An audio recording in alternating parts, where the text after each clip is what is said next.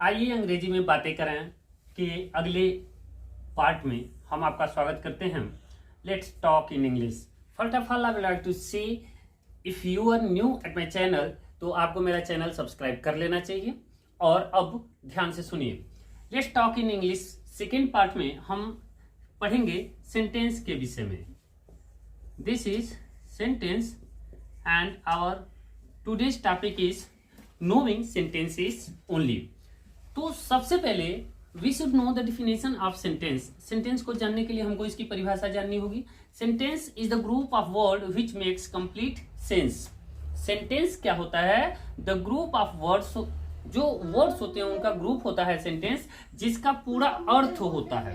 मेरी बात समझ में आ रही है ना, कि शब्दों का वह समूह जिनका अर्थपूर्ण भाव हो, वाक्य कहलाता है। For example I have taken Ram speaks, मतलब राम सब्जेक्ट है, स्पीक्स प्रेडिकेट है, तो इसका अर्थ निकल रहा है ना। राम एक वर्ड है, स्पीक्स एक वर्ड है, तो दोनों वर्ड को मिलाने पर सेंटेंस बन गया है, which we can understand the meaning about. तो देखिए अब सेंटेंस के जो टाइप्स होते हैं, I have written the second definition also.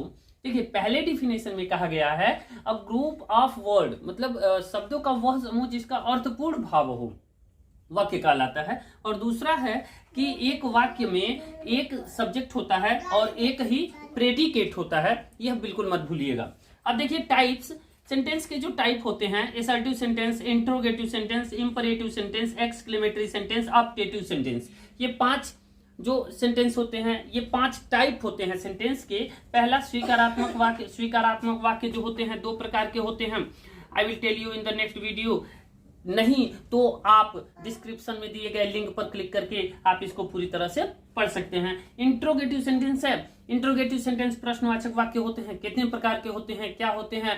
अगर आपको पूरी वीडियो चाहिए, पूरा डिटेल चाहिए तो कमेंट करके जरूर बताइए। इंपरेटिव सेंटेंस आदेशात्मक वाक्य होते हैं। एक्सक्लेमेटरी सेंटेंस विस्मय आदिबोधक होते हैं। और ऑप्टेटिव सेंटेंस इच्छा सूचक वाक्य होते हैं, जिसमें आशीर्वाद, अभिशाप, अभिवादन आदि का वर्णन होता है।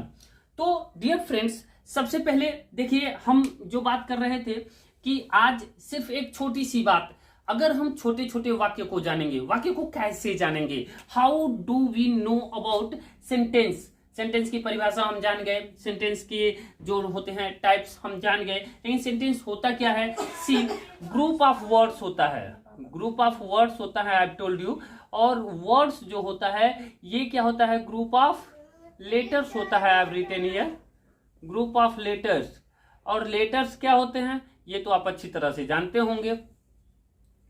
ए से जेड तक जो भी 26 लेटर्स होते हैं उन्हें ही हम लेटर्स कहते हैं। अल्फाबेट्स के सभी 26 लेटर्स को लेटर्स के नाम से ही जाना जाता है। ए टू जेड ऐसे आप कह लेते हैं। या ये कहिए कि the smallest unit of language is known as letter. जो भाषा की सबसे छोटी इकाई होती है उसे हम अक्षर कहते हैं, ऐसे भी आप कह सकते हैं। तो क्या होता है, इनका महत्व क्या होता है?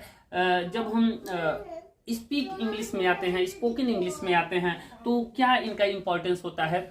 ये होता है दैट हम छोटा छोटा सेंटेंसेस जब जानते हैं तो छोटे छोटे सेंटेंसेस को जानने के बाद हम बोलना शुरू कर देते हैं। And that's the point I want to clear you dear friends, कि आप बहुत सारे छोटे छोटे वाक्य ऐसे होंगे, पार्ट्स ऑफ स्पीच ऐसे होंगे जिनमें वर्ब होगा, ऑब्जेक्ट होगा, और छोटे छोटे वाक्य होंगे जिनको आप ऑलरेडी बहुत सारे वाक्य को जानते हैं।